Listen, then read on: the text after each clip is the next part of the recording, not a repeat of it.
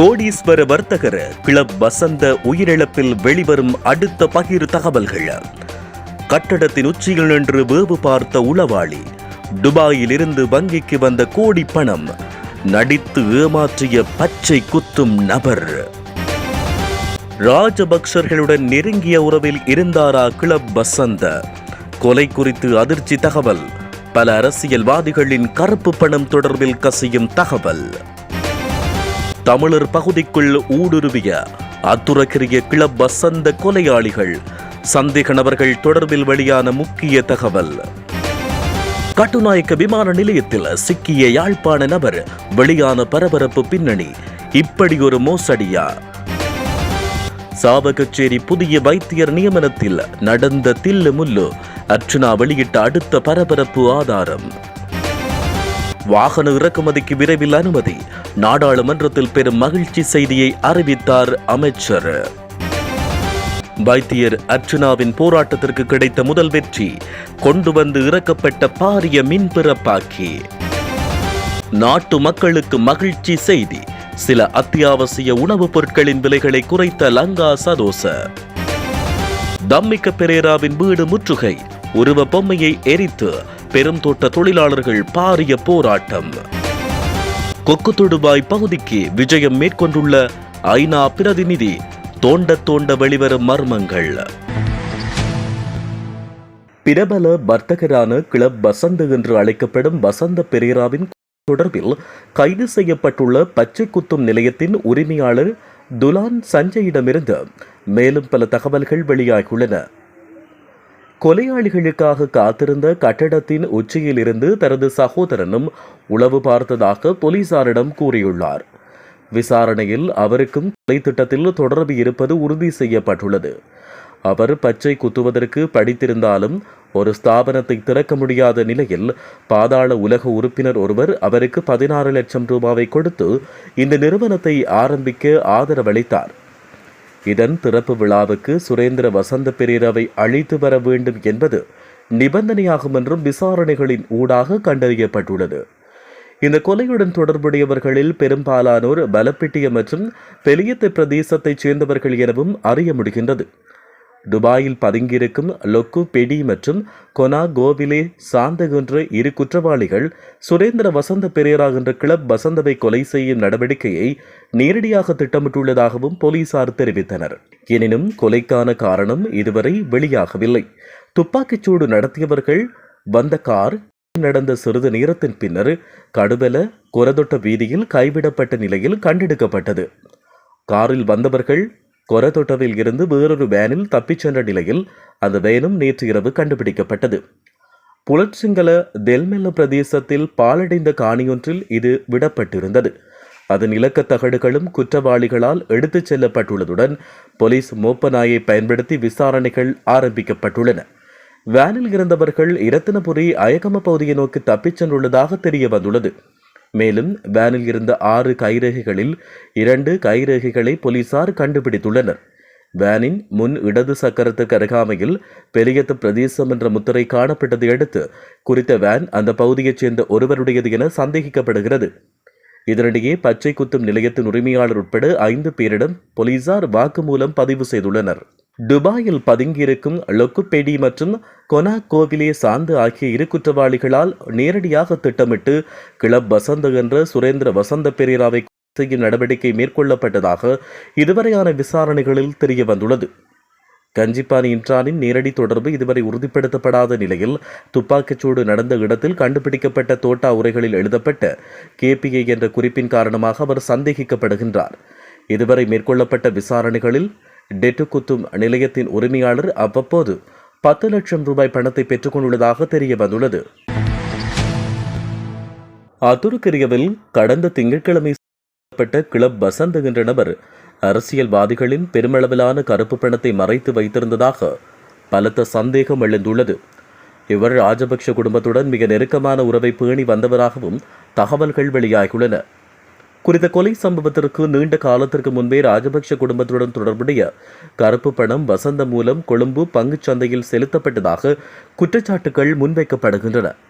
அது மட்டுமன்றி நாட்டின் பல்வேறு பகுதிகளில் அவரது பெயரில் அரசியல் பலம் வாய்ந்தவர்கள் நிலம் உள்ளிட்ட ஏராளமான சொத்துக்களை வாங்கியுள்ளதாகவும் தெரிய வந்துள்ளது.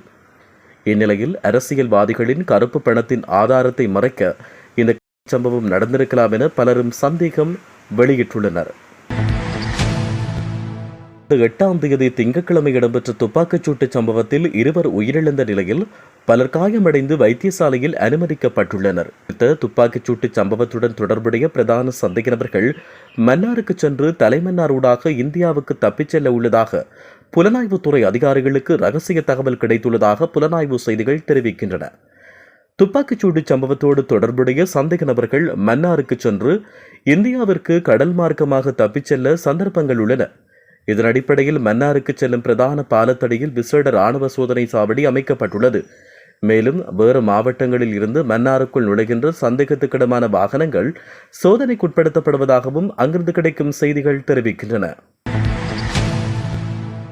கட்டுநாயக்க விமான நிலையத்தில் யாழ்ப்பாண நபரொருவர் நேற்று குடிவரவு மற்றும் குடியகல்வு திணைக்களத்தின் பாதுகாப்பு பிரிவு அதிகாரிகளால் கைது செய்யப்பட்டுள்ளார். போலி கடவுச்சீட்டை பயன்படுத்தி ஆஸ்திரியாவில் உள்ள வியன்னா நகரத்துக்கு தப்பிச் செல்ல முயன்ற போதே அவர் இவ்வாறு கைது செய்யப்பட்டுள்ளார்.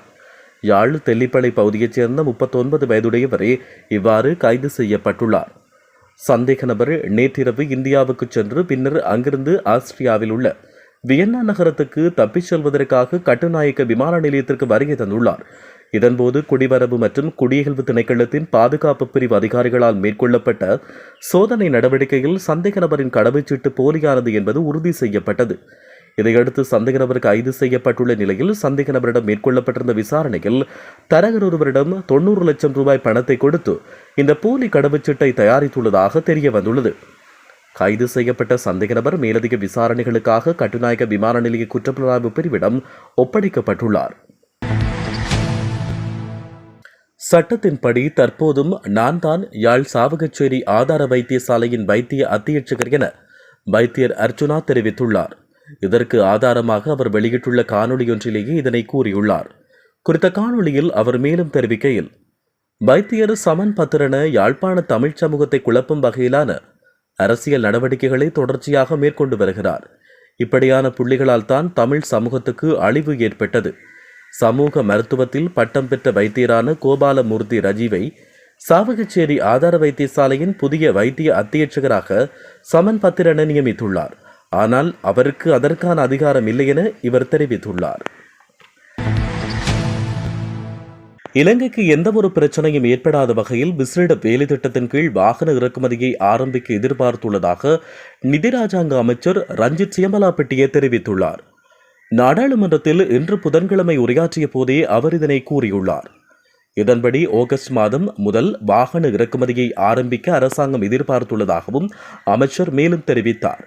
அவர் மேலும் தெரிவிக்கையில், வாகனங்களை இறக்குமதி செய்வது தொடர்பில் சர்வதேச நாணய நிதியத்துக்கு அறிவிக்கப்பட்டுள்ளது.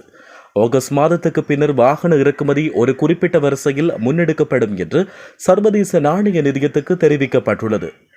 பொது போக்குவரத்து சேவைகள், பிற போக்குவரத்து சேவைகளுக்கு பயன்படுத்தப்படும் பதிலீடுகள், சாதாரண வாகன இறக்குமதியின் பின்னர் சொகுசு வாகனங்கள் ஆகியவற்றுக்கு இறக்குமதியை அனுமதிக்கப்பட வேண்டும் என்று முன்மொழியப்பட்டுள்ளதாக அவர் கூறியுள்ளார்.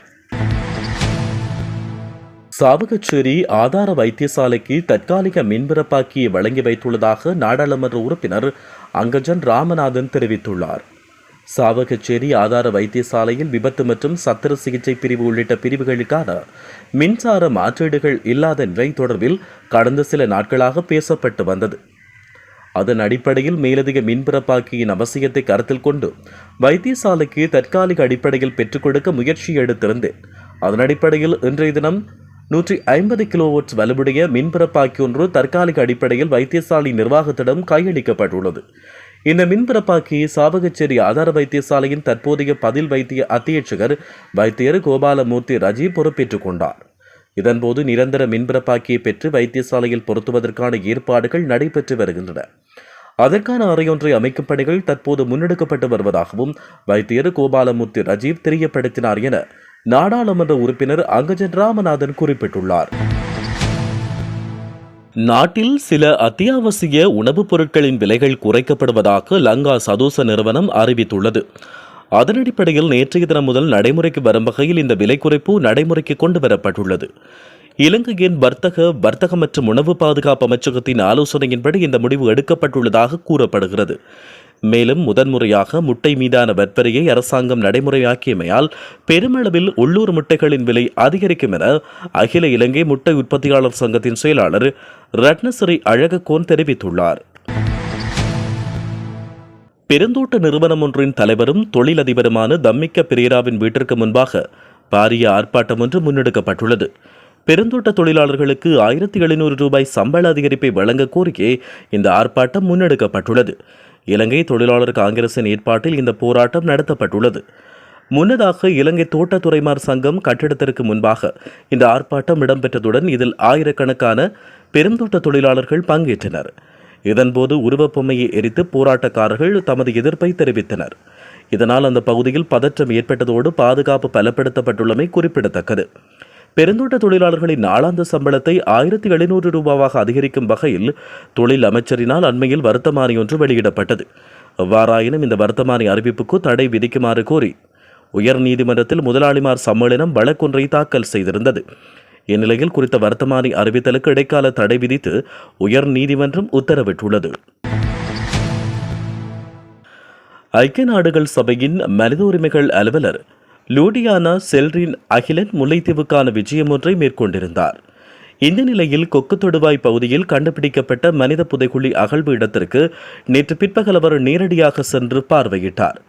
இதன்போது லூடியானா செல்ரின் அகிலன் முன்னாள் வடமாகாண சபை உறுப்பினர் துரைராசா ரவிகரன் மற்றும் சட்டத்தரணி VK நிரஞ்சன் ஆகியோரிடம் குறித்த புதைக்குழி விவகாரங்கள் தொடர்பில் கேட்டறிந்து கொண்டார். இதையடுத்து முல்லைத்தீவு நீதிமன்றம் முல்லைத்தீவு சட்ட வைத்திய அதிகாரி ஆகியோரின் கண்காணிப்பு மற்றும் பங்கு பற்றுதல்களோடு தொல்லியல் துறை பேராசிரியர் ராஜ் சோமதேவ தலைமையிலான குழுவினரால் இவ்வாறு இனம் காணப்பட்ட மனித புதைக்குழி 2 கட்டங்களாக அகழ்வாய்வு மேற்கொள்ளப்பட்டது. இவ்வாறு 2 கட்டங்களாக இடம்பெற்றிருந்த அகழ்வாய்வுகளின்படி இதுவரையில் குறித்த மனித புதைக்குழியிலிருந்து 40 மனித எலும்புக்கூட்டு தொகுதிகளும் தமிழீழ விடுதலை புலிகள் அமைப்பு போராளிகள் பயன்படுத்தும் இலக்கத்தகடுகள், துப்பாக்கிச் சன்னங்கள், உடைகள் உள்ளிட்ட பல்வேறு தடயப் பொருட்கள் மீட்கப்பட்டிருந்தன. அத்துடன் 2ஆம் கட்ட அகழ்வாய்வு பணிகளின் போது குறித்த மனித புதைக்குழி வளாகம் விசேட ஸ்கேன் கருவி மூலம் ஆய்வு செய்யப்பட்டது. குறித்த ஸ்கேன் கருவி ஆய்வின் மூலம் முல்லைத்தீவு கொக்கிளாய் பிரதான வீதியின் கீழ்ப்பகுதியிலும் மேலும் பல மனித எச்சங்கள் இருப்பதும் கண்டறியப்பட்டுள்ளது. கோடீஸ்வர வர்த்தகர் கிளப் வசந்த உயிரிழப்பில் வெளிவரும் அடுத்த பகிர் தகவல்கள். கட்டடத்தின் உச்சியில் நின்று வேவு பார்த்த உளவாளி, துபாயில் இருந்து வங்கிக்கு வந்த கோடி பணம், நடித்து ஏமாற்றிய பச்சை குத்தும் நபர். ராஜபக்சர்களுடன் நெருங்கிய உறவில் இருந்தாரா கிளப் வசந்த? கொலை குறித்து அதிர்ச்சி தகவல். பல அரசியல்வாதிகளின் கருப்பு பணம் தொடர்பில் கசியும் தகவல். தமிழர் பகுதிக்குள் ஊடுருவிய அத்துரக்கிரிய கிளப் வசந்த கொலையாளிகள், சந்தேக நபர்கள் தொடர்பில் வெளியான முக்கிய தகவல். கட்டுநாயக்க விமான நிலையத்தில் சிக்கிய யாழ்ப்பாண நபர், வெளியான பரபரப்பு பின்னணி. இப்படி ஒரு மோசடியா? சாவகச்சேரி புதிய வைத்தியர் நியமனத்தில் நடந்த தில்லு முல்லு, அர்ச்சனா வெளியிட்ட அடுத்த பரபரப்பு ஆதாரம். வாகன இறக்குமதிக்கு விரைவில் அனுமதி, நாடாளுமன்றத்தில் பெரும் மகிழ்ச்சி செய்தியை அறிவித்தார் அமைச்சர். வைத்தியர் அர்ச்சனாவின் போராட்டத்திற்கு கிடைத்த முதல் வெற்றி, கொண்டு வந்து இறக்கப்பட்ட பாரிய மின் பிறப்பாக்கி.